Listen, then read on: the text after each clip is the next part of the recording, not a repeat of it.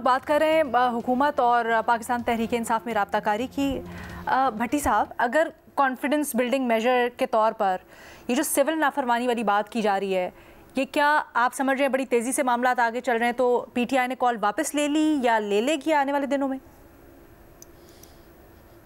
Madam Sheikh, उन्होंने कहा था कि अगर बातचीत आगे बढ़ती है, बातचीत चलती है या हमें लगता है कि हुकूमत की तरफ से वाकई संजीदगी है और तो हम इसको आगे भी ले जा सकते हैं पहले मरहले पर, यानी 15 दिसंबर के बाद मज़ीद आगे भी ले जा सकते हैं और अगर मज़ीद हमारी चीज़ें आगे बढ़ी तो हम इसको कॉल ऑफ भी कर सकते हैं। अभी तक उन्होंने इन दोनों पे डिसीजन नहीं लिया, लेकिन मैडम शेख वो इशू ये है कि ये है कि बातचीत करनी चाहिए, मुज़ाकरात होने चाहिए, ये तय है। इसमें किसी को कोई जो अगर कोई कहता है ना कि ये ऐसी बात है नहीं है तो वो झूठ बोल रहा है, लेकिन इसमें पुल सरात अगर कोई रुकावट नहीं है, ये भी है, ट्रस्ट डेफिसिट है और तीनों चारों जमातों में जो वो जो हैं हार्ड लाइनर्स हैं वो भी मसला है, सोशल मीडिया भी मसला है, बयानिया भी मसला है,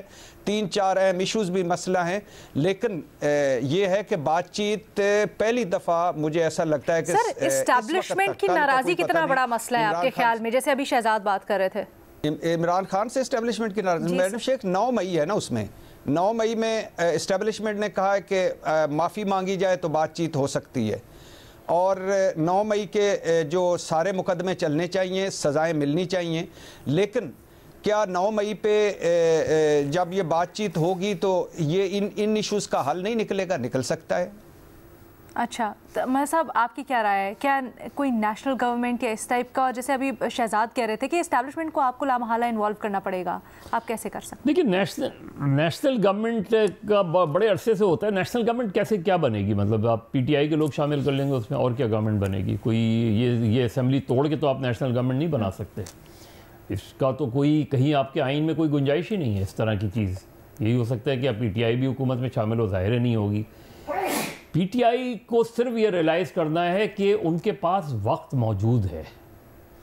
पीटीआई को रियलाइज़ करना है कि उन्होंने पिछले इतने अरसे में जो अटैम्प्ट्स किए हैं उसके खातिर खा नताइज नहीं निकले, तो अब वो क्या डिफरेंट कर सकते हैं? एक डिफरेंट तो ये कर सकते हैं कि वो JUI और दीगर जमातों के साथ मिलके एक बाकायदा कोलिशन बनाएं उसमें, और एक पॉलिटिकल मूवमेंट, जो पॉलिटिकल मूवमेंट का मतलब ये नहीं है कि एजिटेशन ही, तो उसमें वो नाकाम हुए। वो 6 जमातों का इत्तेहाद बना, उसकी भी खातिर खा वो नहीं चल पाया अचकज़ई साहब की सरबराही में।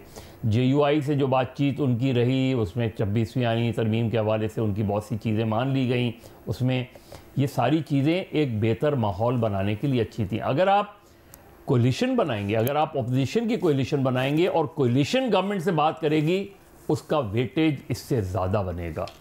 अगर फ़र्ज़ करें मौलाना फजलुर रहमान और पीटीआई और दीगर जमातें एक इत्तेहाद हुकूमत से गुफ्तगू करेगा तो उनका वेटेज ज़्यादा बनेगा, इसलिए कि पीटीआई के पास एक बड़ा इलेक्टोरल वोट मौजूद है, तो उनके लिए जल्दी नहीं है। गवर्नमेंट का क्या प्रॉब्लम है?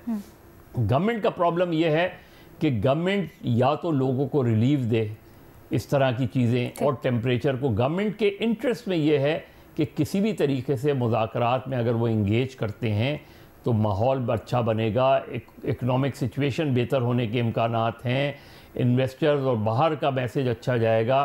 तो उससे अगर वक्त मिलेगा तो गवर्नमेंट के अपने जो पॉलिसीज़ हैं उसमें उनको इकदाम करने में आसानी। गवर्नमेंट तो ऐसा कह रही है कि हम बड़ी सिक्योर पोजीशन में, अगर आप मईशत के इशारिये देखें तो वो भी इतने कोई बुरे नहीं है, तो उनके लिए तो विन विन सिचुएशन है। अगर आप विन विन सिचुएशन तो लड़ाई लड़के तो नहीं होगी ना।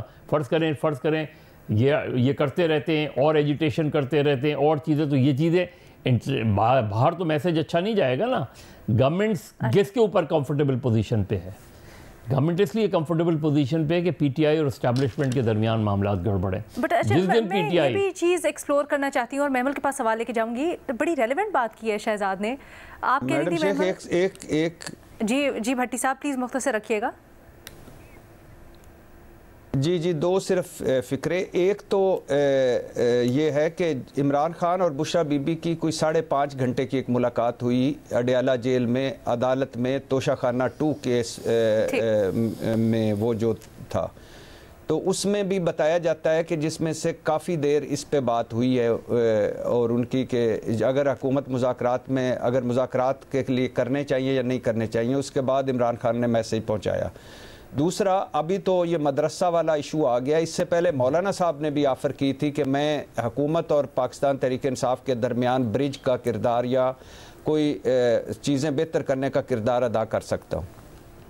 लेकिन महमल, क्या सिर्फ हुकूमत और पीटीआई के मुज़ाकरात में इतनी ताकत होगी कि वो मामलात बेहतर कर पाएँ, या फिर at the end of the day आपको इस्टेब्लिशमेंट से किस तरह से फिर रब्ताकारी है, उनको किस तरह से उनकी आशीर्वाद हासिल की जाएगी अगर हुकूमत मान भी जाती है तो?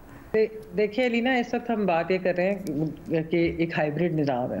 तो अगर हुकूमत बात करती है तो इस्टेब्लिशमेंट से हुकूमत ही जो है वो आगे जाकर पैगाम रसानी भी करेगी, पीटीआई के लिए जो है मामलात जो है वो हल कराने की तरफ भी ये इसलिए बनेगा कि सियासी लोग ही एक स्पेस जो है ना वो पॉलिटिकल स्पेस वही निकाल कर देते हैं। अच्छा, आप देखिए लीना, बात ये कि पीटीआई ने जो है उन्होंने जब बातचीत नहीं की, यानी कि जब उस वक्त पीटीआई की हुकूमत थी तो उस वक्त पीएमएलएन और पीपल्स पार्टी उन्हें कहती थी हमसे बात करें, चार्टर ऑफ इकोनॉमी की बात करते थे, सब कुछ करते थे, उन्होंने नहीं की, उन्होंने बड़ा रिजिड स्टांस रखा।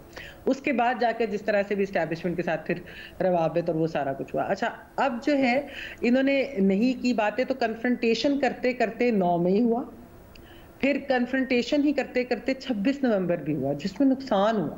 तो ये दोनों जो वाकयात हैं, मेरे ख्याल में इससे भी एक चीज़ ये दिखनी चाहिए कि अगर मामलात बातचीत से सॉल्व कर लिए जाते तो शायद ऐसे वाकयात भी ना होते। यानी अगर इलेक्शन डेट पहले ले ली जाती, जिस तरह पीडीएम की हुकूमत दे रही थी उस वक्त, बजाय इसके कि आप इस नहज तक चीज़ों को ले आए।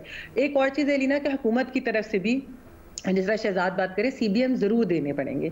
ये नहीं हो सकता, मतलब जाहिर बात है फौरी तो नहीं कोई चीज़ें हो सकती, लेकिन जब आपके राबित हो, जब आपकी यानी कि आपस में बोलचाल स्टार्ट हो, आपके मुज़ाकरात शुरू हो, तो कुछ ना कुछ इवेंचुअली आपको उनके पॉलिटिकल प्रिजनर्स रिलीज करने चाहिए। एक चीज़ जो मैंने पहले भी आपको बताई थी वो ये है कि इलेक्शन डेट के ऊपर ये ज़रूर कहा जा रहा है हुकूमत की तरफ से कि शायद 1 साल पहले की डेट पर भी बात हो सकती है पीटीआई के साथ। तो ये भी एक चीज़ है कि जिसके ऊपर अगर कंसेंसस बन जाती है, और फिर मैं आपको कहा एक ब्रॉड बेस्ड जो है चीज़ों के ऊपर कंसेंसस होनी चाहिए, खास तौर पे इलेक्शन की शफाफियत पे, क्योंकि यहाँ पर हमने देखा दुनिया भर में इलेक्शंस कॉन्फ्लिक्ट रेजोल्यूशन के लिए होते हैं, पाकिस्तान में वो मजीद कॉन्फ्लिक्ट डाल देते हैं और ये नहीं होना चाहिए। इरशाद भट्टी साहब, ये पहली दफ़ा मुझे ऐसा लगता है कि जो ये पाकिस्तान तहरीक इंसाफ की कमेटी बनी है इसको इख्तियारात मिले हैं और बातचीत करने के लिए। ये रियलाइजेशन फैज साहब की फर्द जुर्म के बाद हुई? नहीं मैडम शेख, ये तो एक ऐसे डरावे बहकावे डाले जा रहे हैं, इसका इससे कोई ताल्लुक नहीं है। ये तो आपकी अपनी प्यारी सी मासूम सी ख्वाहिश हो सकती है, वरना ऐसी कोई बात नहीं। इससे पहले की बातें चली हुई हैं। और दूसरी बात ये है कि पहली दफ़ा आपको ये कम अज़ कम कि एक तो 26 नवंबर, और ये अता तारड़ साहब सही नहीं कह रहे, 26 नवंबर का अगर कोई जुर्म हुआ है तो वो हुकूमत ने किया है, वो पीटीआई ने नहीं किया। तो इशू ये है कि 26 नवंबर के टेंस माहौल के फ़ौरन बाद हुकूमत को फरीक माना है पाकिस्तान तहरीक इंसाफ ने पहली दफ़ा, और इलेक्शन धांधली से पीछे हटे हैं। और बाकायदा जो पाकिस्तान तहरीक इंसाफ के 5-6 लोग हैं वो कहते हैं हमारे पास इख्तियारात हैं पहली दफ़ा। तो लेकिन बड़ी चीज़ें अभी खैर कुछ भी हो सकता है।